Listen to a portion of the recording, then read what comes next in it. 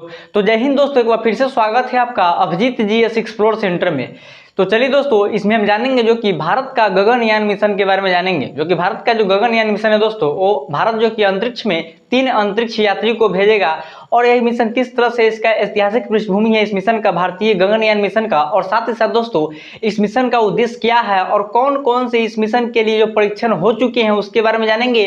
और किस तरह का यह मिशन है और इससे भारत को क्या उपलब्धि प्राप्त होगा इस मिशन के सफलता के बाद। तो दोस्तों भारत का जो स्पेस एजेंसी इसरो है, उसी के माध्यम से इस गगनयान मिशन को ऑपरेट किया जाएगा। और साथ ही साथ इसरो के अलावा 2 और संस्थाएं इसमें जो कि योगदान दे रहा है इस गगनयान मिशन को सफल बनाने में। जो कि इस तरह से इसका जो एक तरह से जो अभी जो कार्य चल रहा है और प्रगति पर है।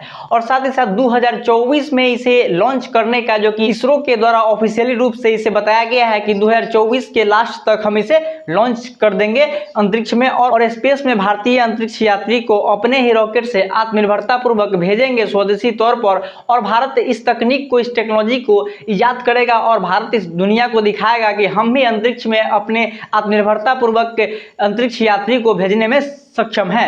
तो दोस्तों एयरफोर्स के 3 पायलट को सिलेक्ट किया गया है इस मिशन में भेजने के लिए, जो कि अंतरिक्ष यात्री के रूप में जो जाएंगे दोस्तों, वो एयरफोर्स के भारतीय वायुसेना के 3 पायलट को ट्रेन किया गया है। जो कि रसिया में भी इसे ट्रेन किया गया है। और रूस और भारत के बीच में एक एग्रीमेंट साइन हुआ था, जिसमें कि रूस जो कि भारतीय अंतरिक्ष यात्री को यानी कि एयरफोर्स 3 एयरफोर्स पायलट को जो कि एक तरह से टेंड करेगा कि अंतरिक्ष का कैसा वायुमंडल है, वहां पे किस तरह का वातावरण है, वहां पे कैसे अपने आप को सर्वाइव करना है। इस तरह के ट्रेनिंग को एक तरह से कराया रूस। और जो भारत का जो एग्रीमेंट था उसके अनुसार भारतीय पायलट को जो कि इस तरह से अंतरिक्ष यात्री के रूप में ट्रेनिंग हुआ। और वही 3 पायलट को जो कि अंतरिक्ष यात्री के रूप में जो कि इस तरह से भारतीय गगनयान मिशन के माध्यम से उसे अंतरिक्ष में भेजा जाएगा। और 7 दिन जो कि पृथ्वी का चक्कर लगाएगा, जो कि एक तरह से जो वहां पे अंतरिक्ष में 7 दिन का समय बिताएगा तीनों अंतरिक्ष यात्री। दोस्तों आप समझ सकते हैं किस तरह से भारत लगातार जो कि सफल मिशन को अंजाम देते आ रहा है। तुरंत ही भारत ने चंद्रयान 3 मिशन को सफलतापूर्वक चांद के सरफेस पर सॉफ्ट लैंडिंग करवाया। और उसके बाद जो कि भारत ने सूर्य पर अपना मिशन भेजा आदित्य L1, वो भी भारत का मिशन सफल रहा। और वहां पे जब सूर्य के पास सूर्य और पृथ्वी के बीच में जो L1 बिंदु है उस पर स्थापित हो जाएगा, तो भारत का ये मिशन 100% सफल हो जाएगा, आदित्य L1 मिशन। दोस्तों इस तरह से चंद्रयान 3, आदित्य L1, ऐसे बहुत सारे जो कि अंतरिक्षीय मिशन को जो कि भारत के स्पेस एजेंसी इसरो ने इसको कर दिखाया है। और इसके बाद जो कि आदित्य L1 के बाद भारत ने भारत का गगनयान मिशन जो कि लॉन्च करने की योजना है 2024 तक। तो देखिए दोस्तों किस तरह से इस मिशन को लॉन्च किया जाएगा, क्या इसका उद्देश्य है और इसका ऐतिहासिक पृष्ठभूमि क्या है। दोस्तों इस मिशन को तो भारतीय गगनयान मिशन को 2006 ईस्वी से इसे शुरू किया गया, जो कि एक तरह से ऑर्बिटल वाहन के रूप में इसे उस समय जो इसका नाम था गगनयान मिशन का, जो कि ऑर्बिटल वाहन के रूप में इसे नाम दिया गया। बाद में जाकर इसे गगनयान मिशन के रूप में दिया गया। जो गगनयान मिशन है दोस्तों भारतीय मानव अंतरिक्ष कार्यक्रम है, यानी भारतीय मानव अंतरिक्ष कार्यक्रम, जिस तरह से कि मानव को अंतरिक्ष में भेजना है इस मिशन के तहत, भारतीय गगनयान मिशन के तहत। दोस्तों चलिए समझते हैं किस तरह से 2006 से इसका जो कि एक तरह से मिशन का सफर शुरू हुआ। इसमें जो विलंब हुआ दोस्तों, इस मिशन को 2024 तक इसे लॉन्च करना है जो कि योजना है। तो यानी समझ लीजिए कि 2006 से 2024 तक कितने वर्षों का इसमें समय लग गया, बहुत ज्यादा लंबा समय लग गया। तो इसमें जो कि समय लगने का जो कारण है दोस्तों, वो बजट है। जो कि बजट जो कि एक तरह से सरकार के द्वारा इसे बजट पास नहीं किया जा रहा था इस मिशन के लिए। दोस्तों अब इसके लिए जो कि एक तरह से बजट पास हुआ और इसरो इस पर लगातार काम कर रहा है और 2024 तक इसे लॉन्च कर देगा। तो चलिए समझते हैं, इसमें आगे समझते हैं इसका जो एक तरह से जो बोर्ड पे समझिए आपको अच्छी तरह से समझ में आएगा। तो इसका जो मैन्युफैक्चरर है दोस्तों, तो समझ लिए कि मैन्युफैक्चरिंग में इसका जो योगदान दे रहा है वो DRDO भी दे रहा है, यानी कि defence research and development organisation, यानी भारतीय रक्षा अनुसंधान एवं विकास संगठन, जो कि एक तरह से जो भारत में जो कि डिफेंस के क्षेत्र में कार्य करने वाली संस्था है। तो DRDO जो दोस्तों एक तरह से इसमें बहुत सारा योगदान देगा, जो कि वहाँ पे जो मानव को भेजा जाएगा उसमें किस तरह का जो वातावरण है, वहाँ पे जो किस तरह स्वास्थ्य संबंधी जो अंतरिक्ष यात्री के हेल्थ संबंधी सभी उपकरणों की तरह से याद कर रहा है कि किस तरह से वहाँ पे सर्वाइव कर पाएगा अंतरिक्ष यात्री। और साथ ही साथ बहुत सारे जो कि एक तरह से जो कार्य हैं जो कि गगनयान मिशन में जो कि एक तरह से कैप्सूल्स होंगे उसका जो उसमें जिसमें अंतरिक्ष यात्री रहेंगे उसमें उनका भोजन कैसे होगा, किस तरह का भोजन चाहिए और कैसा उनका हेल्थ रहेगा, और बहुत सारे तकनीकी संबंधी चीज़ों को रिसर्च करके DRDO का इसमें योगदान है भारतीय गगनयान मिशन में। और आगे चलते हैं समझते हैं HAL यानी Hindustan aeronautics limited. Hindustan aeronautics limited का भी बहुत बड़ा योगदान दोस्तों। HAL का जो काम है दोस्तों, एक तरह से जो क्रू मॉड्यूल का जो कैप्सूल होगा, क्रू मॉड्यूल जिसमें कि अंतरिक्ष यात्री बैठेंगे, उस कैप्सूल्स को निर्माण कर रहा है, मैन्युफैक्चर कर रहा है HAL। और साथ ही साथ आप तो समझ ही रहे हैं कि इसरो यानी कि इंडियन स्पेस रिसर्च ऑर्गेनाइजेशन जो कि एक तरह से इसका तो ऑपरेटर ही है और इसमें बहुत सारा योगदान दे रहा है। इसरो के द्वारा एक तरह से जो GSLV रॉकेट होगी या जो इस रॉकेट से इसे लॉन्च किया जाएगा, GSLV Mark 3 रॉकेट से इसे लॉन्च किया जाएगा। बोर्ड पर आप देख सकते हैं, हम आगे बताएंगे।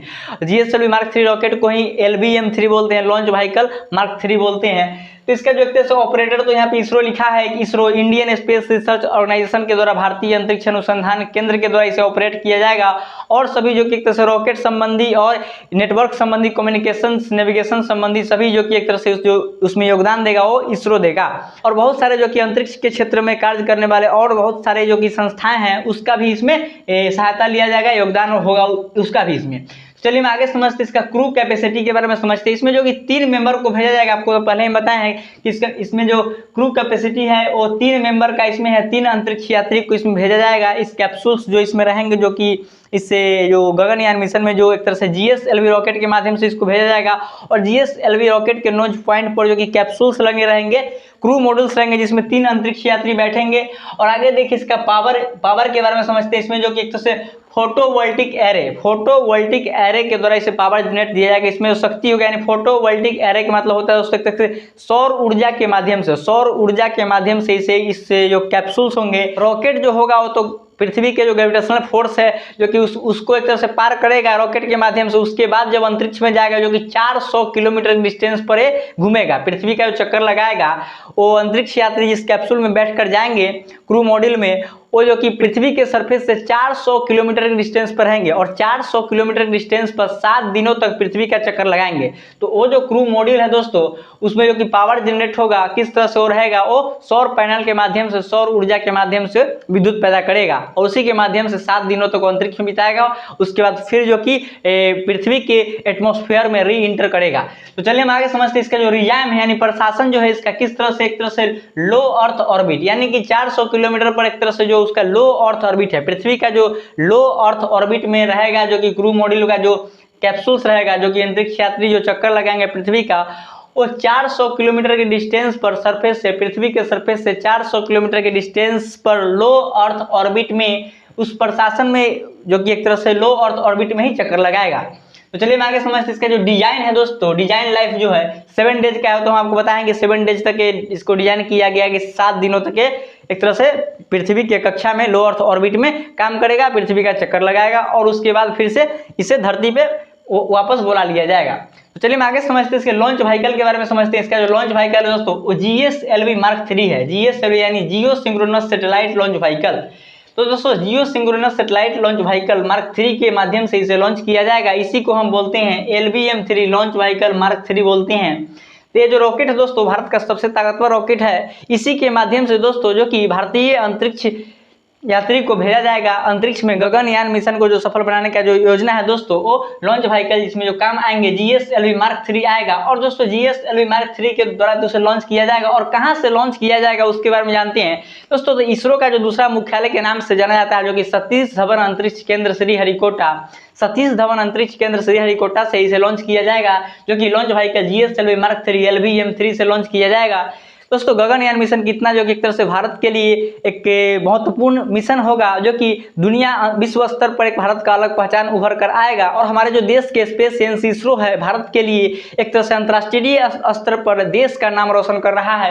तो चलिए हम आगे समझते हैं लॉन्च व्हीकल। तो समझ लीजिए इसका जो परीक्षण है दोस्तों, अभी तक 8 टाइप का 8 स्टेज का इसका परीक्षण को पूरा कर लिया गया है। इसके बाद कुछ और परीक्षण करना है, अनमैन्ड मिशन करना है इसरो को गगनयान मिशन के लिए। उसके बाद जो कि 2024 में जो कि एक से मानव को अंतरिक्ष में भेजेगा। तो चलिए उसको आगे समझते हैं इसके परीक्षण के बारे में, जो कि एक तरह से जो 8 स्टेज में इसको परीक्षण किया गया है, टेस्टिंग किया गया है, किस तरह से अलग अलग प्रकार से इसको टेस्टिंग किया गया है, जो कि जो अंतरिक्ष यात्री जाएंगे अंतरिक्ष में उनको एक तरह से खतरा नहीं हो सके, इसके लिए इसे परीक्षण किया गया अलग अलग प्रकार में। समझते हैं सबसे पहला जो इसका टेस्टिंग किया गया वो crew module atmospheric re entry experiment, crew module atmospheric re entry experiment, यानी कि क्रू मॉड्यूल को अगर ले गया यानी कि पृथ्वी के लो अर्थ ऑर्बिट में वो चक्कर लगा लिया, उसके बाद उसे वापस धरती पे लाना है, तो उसके पृथ्वी के जो एटमॉस्फेयर में फिर री इंटर करेगा, तो उस समय जो कि एक तरह से उसमें जो कर से री इंटर करने के समय उसमें आग भी लग जाता है।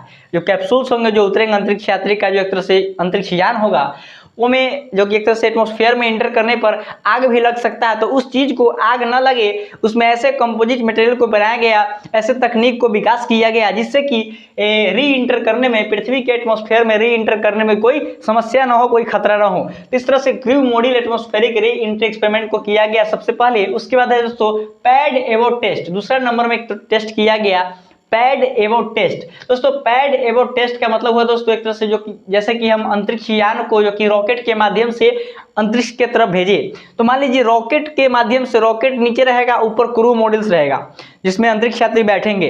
दोस्तों रॉकेट जो ऊपर गया, रॉकेट एक मान लीजिए कि ब्लास्ट कर गया, विफल हो गया रॉकेट, तो रॉकेट से जो कि एक तरह से जो क्रू मॉड्यूल्स का जो अंतरिक्ष यान होगा, क्रू मॉड्यूल्स का जिसमें कि अंतरिक्ष यात्री बैठेंगे, उसको एक तरह से रॉकेट से अलग कर देगा। अगर कोई तकनीकी संबंधी विफलता अगर रॉकेट में होता है, गड़बड़ी होता है रॉकेट में, तो उसको एक तरह से जो पायलट को तो जान बचाना ना पड़ेगा। मान लीजिए रॉकेट नष्ट हो गया तो उसके बाद पायलट का तो जान बचाना है, जो कि एक तरह से अंतरिक्ष यात्री का जान बचाना है। तो उस अंतरिक्ष यात्री को समझिए कि अलग कर देगा इससे, यानी कि पैड एबोट टेस्ट के माध्यम से जो टेक्नोलॉजी को इजाद किया गया, अगर रॉकेट में कुछ तकनीकी संबंधी गड़बड़ी है तो उसे क्रू मॉड्यूल को रॉकेट से अलग कर दिया जाएगा और क्रू मॉड्यूल्स के एक तरह से पैराशूट के माध्यम से जमीन पर उतार लिया जाएगा। तो इस तरह से इस पैड एबोट टेस्ट को प्रयोग किया गया। उसके बाद विकास इंजन क्वालिफिकेशन, विकास इंजन का नाम विकास इंजन क्वालिफिकेशन दोस्तों।